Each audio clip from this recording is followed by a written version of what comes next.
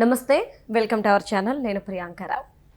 ఈ కల్తీకి సంబంధించి వైసీపీ వాళ్ళు రోజుకొక మాట, లేదు ఒక్కొక్కరు ఒక్కొక్క మాట చెప్తున్నారు అనడం కరెక్ట్గా సెట్ అవుతుంది అనుకోవచ్చు. ఎందుకు అంటే మొన్నటి వరకు జగన్మోహన్ రెడ్డి గారేమో ఆవు కల్తీ పాలు కల్తీ అన్నారు. తర్వాత ఏమో అదిగో సిట్టే చెప్పింది మేము అసలు కల్తీనే చేయలేదు అని చెప్పేసి అంటున్నారు. ఇప్పుడు కరుణాకర్ గారు ఏమంటున్నారంటే బీజేపీ వాళ్ళ మీదకు తోస్తున్నారు. అసలు ఏ లాజిక్తో బీజేపీకి సంబంధం ఉంది అని చెప్పేసి కరుణాకర్ గారు చెప్తున్నారు. ఆయన పాయింట్ ఆఫ్ వ్యూ ఏంటి అనేది ఈ వీడియోలో క్లియర్గా తెలుసుకుందాం. మనతో మాట్లాడడానికి senior journalist doctor Durga Vadlamani గారు ఉన్నారు. ఆవిడని అడిగి తెలుసుకుందాం. నమస్కారం మ్యామ్. భూమన కరుణాకర్ రెడ్డి గారి ప్రెస్ మీట్ చూశాక చాలా కన్ఫ్యూజ్ అవుతున్నాం. ఎందుకు అంటే ఇప్పటి వరకు స్టేట్ మాత్రమే చేసిందంటే జగన్మోహన్ రెడ్డి గారు అండ్ కో చేశారు ఈ కల్తీనయ్యి అని చెప్పేసి అందరూ అనుకుంటున్నారు. కానీ భూమన గారు ఏకంగా బీజేపీ మీదకి తోసేశారు. అసలు ఏ లాజిక్, ఏ పాయింట్తో బీజేపీని నిందిస్తున్నారు? అది వాళ్ళకి తెలియాలండి, బీజేపీకి తెలియాలి. అంటే అసలు ఓవరాల్గా అసలు అలా కాదు, వినండి. అంటే వాళ్ళు తెలివిగా మాట్లాడుతున్నారు, మీకు అర్థం కావట్లా. ఇప్పుడు బీజేపీని కూడా వాళ్ళు ఫిక్స్లో పెట్టారు. ఇప్పుడు భూమన్ ఏమన్నాడు, అసలు కల్తీయే జరగలేదన్నాడు, నెయ్యి కల్తీయే లేదన్నాడు. తర్వాత ఏమన్నాడు, జంతువుల కొవ్వు కలవలేదన్నాడు. ఇవాళ ఏమన్నాడు, కేంద్రం ఏం చెప్తే అది చేశాము, కేంద్రమే నిర్ణయాలు తీసుకుంది అన్నాడు. అంటే ఒక మనిషి 3 రకాలుగా వైసీపీ వాళ్ళు మాట్లాడగలరు అని భూమన నిరూపించాడు. మనం చెప్తుంది అదేగా. అసలు మనం కల్తీ నెయ్యి, అది నెయ్యే లేదు అందులో. నేతి బీరకాయలో నెయ్యి ఎంత లేదో ఇందులో నెయ్యి లేదు. మీరు రసాయనాలతో చేశారు, పామాయిల్, రసాయనాలు, సల్ఫ్యూరిక్ యాసిడ్ ఏదో కలిపి మొత్తానికి వాళ్ళు నెయ్యి లాంటి ఒక పదార్థం తయారు చేసి చూడటానికి నెయ్యిలా ఉంటుంది, వాసన రప్పించడానికి కూడా మరి చేశారా మనకి తెలియదు. ఎందుకంటే మీకు గుర్తుంది, వైవి సుబ్బారెడ్డి చేతి మీద వేసుకుని అబ్బా ఎంత మంచి వాసన వస్తుందో అని ఒక వీడియో కూడా బయటకు వచ్చింది. అంటే నాటకాలని అర్థం. మీకు మనం లడ్డు ఇలా విడిపోయింది. అవును మ్యామ్, పొడిబారిపోయి ఇలా విడిపోయింది అసలు. అది మనం అంటే ఇప్పుడు ఇక్కడ మీకు తేటతెల్లమైంది ఏంటి ఇవాళ భూమన మాటలతోటి. అసలు భూమన్ ఎందుకు మాట్లాడాడు, అసలు ఆ రోజు వైవి సుబ్బారెడ్డి కదా నిర్ణయాలు తీసుకున్నది. అంటే భూమన్ ఎందుకు మాట్లాడాడంటే భూమన మొత్తం అంతా దగ్గరుండి చేయించాడు, సంబంధం లేకపోయినా. ఆయన పాత్ర ఇందులో చాలా ఉంది. ఇన్ అండ్ అవుట్ ఆయనే. మరి ఆ రోజు ఎలా కొండ మీదకి వచ్చి కర్పూరం హారతి ఆర్పి నేను తప్పు చేయలేదు, ప్రక్షాళన చేస్తాను, శిక్ష చేసుకుంటాను. ఆయన హారతి ఎలా ఆర్పాడు, చేతిలో పెట్టుకుని ఆర్పాడు? లేదు, మరి ఒక ఇదేంటి దీపం ప్రమిద లాంటిది పెట్టుకుని చేశాడు. దానికి విలువ ఉంటుందా? లేదు. తెలివిగా చేశారు కదా.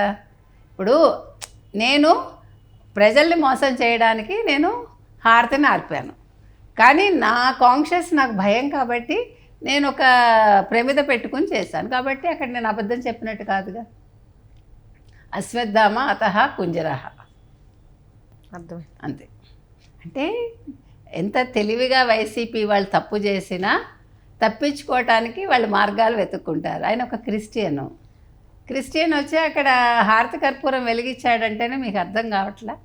ఒక రకంగా ఆయనకి అసలు అది అంటదు, because he is not trust అనమాట. అక్కడ ట్రస్టే లేదు ఆయనకి దేవుడి మీద. మ్యామ్, అంటే కరుణాకర్ గారు మీరు ఇందక్కడ అన్నారు కదా బీజేపీ వాళ్ళు చెప్తేనే మేము చేసాము అని చెప్పేసి. ఇంతకుముందు పవన్ కళ్యాణ్ గారు కూడా ఒక మాట అన్నారు, లడ్డూ ప్రసాదం మనం శ్రీరాముల వరకు కూడా పంపించాము, అయోధ్యకు కూడా పంపించాము అని. మరి ఇప్పుడు బీజేపీ వచ్చి ఏం చెప్పుద్ది సమాధానం? ఎందుకంటే హిందువులకి సపోర్ట్గా నిలుస్తుంది బీజేపీ అని చెప్పేసి ఒక మాట ఉంది. మరి ఇప్పుడు కరుణాకర్ గారు ఏకంగా బీజేపీ చెప్తేనే చేసిందంటే ఈ మొత్తం స్కామ్ ఇది చాలా మంచి. మీరు అడిగిన ప్రశ్న మంచిదే, ఇతను అన్న మాట కూడా మంచిదే. ఎందుకు తెలుసా, ఈయన బీజేపీ మాధవ్ కూడా రియాక్ట్ అయ్యాడు. మీరు చూస్తుంటే ఫస్ట్ టైం మేబీ నాకు గుర్తున్నంత మటుకి ఈ విషయంలో ఫస్ట్ టైం మాధవ్ ఇన్వాల్వ్ అయ్యాడు. అంటే బీజేపీ వాళ్ళు ఇన్వాల్వ్ అయ్యారు కాబట్టి ఇట్స్ ఎ గుడ్ సైన్. ఇవాళ కరుణాకర్ రెడ్డి బ్లేమ్ తీసుకెళ్ళి సెంటర్ మీద వేద్దాం అనుకున్నాడు కాబట్టి ఇప్పుడు కేంద్రంలో కదలికొచ్చి కేంద్రం ఇప్పుడు నిజానిజాలు వెలికి తీసి ఇగో మాకు తప్పులేదు, ఇందులో కల్తీ జరిగింది కానీ ఇది వైసీపీ చేసింది అని ఇవాళ పేర్లు బయటకు తీసుకురావడానికి అవకాశం ఉంది. అంటే వాళ్ళ గొయ్యి మళ్ళీ వాళ్ళు తవ్వుకున్నారు. ఇప్పుడు వైసీపీ వాళ్ళ గొయ్యి వైసీపీ వాళ్ళు తవ్వుకున్నారు. ఇది చాలా మంచి పరిణామం అని నేను అనుకుంటున్నా.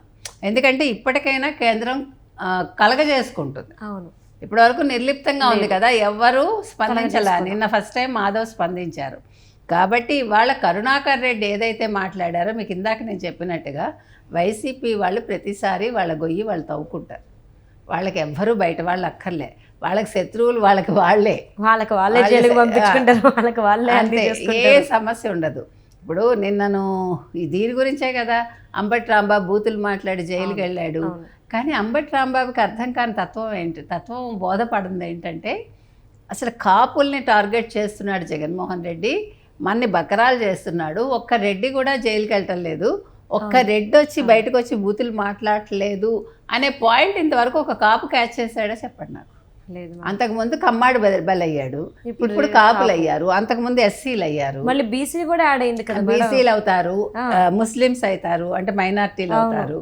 కానీ ఒక్క రెడ్డికి ఏం అవ్వదు.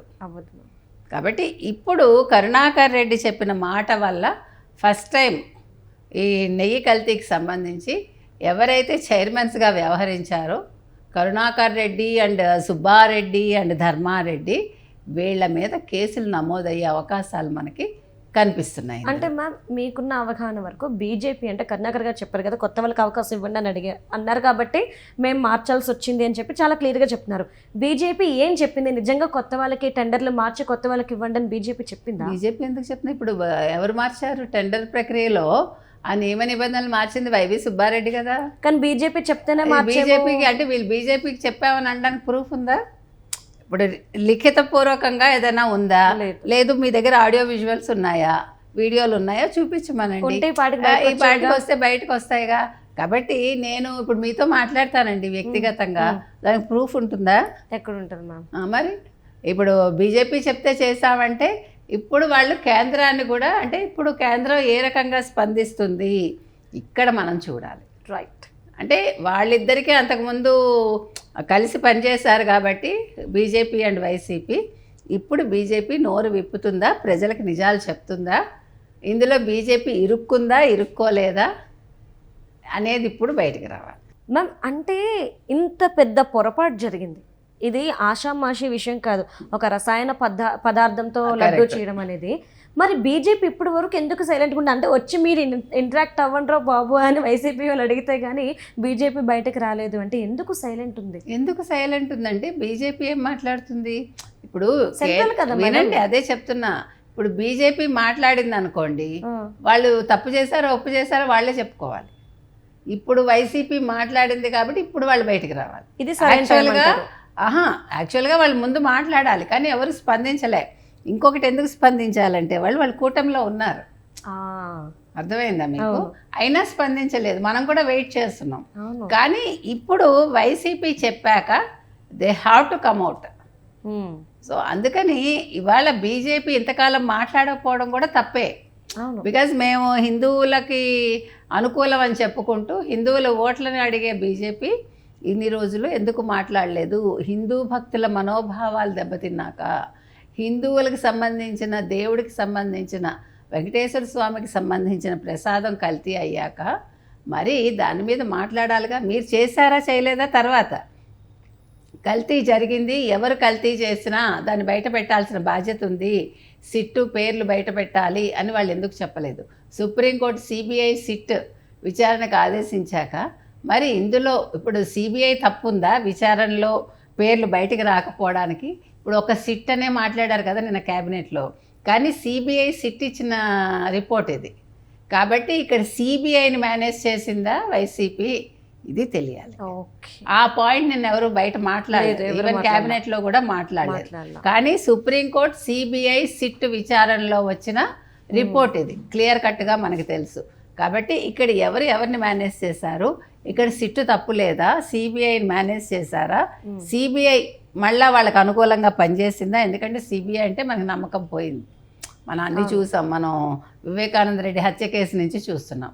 కాబట్టి అక్కడ సాక్షులు కూడా 6 అనుమానాస్పదంగా మృతి చెందారు వాళ్ళు.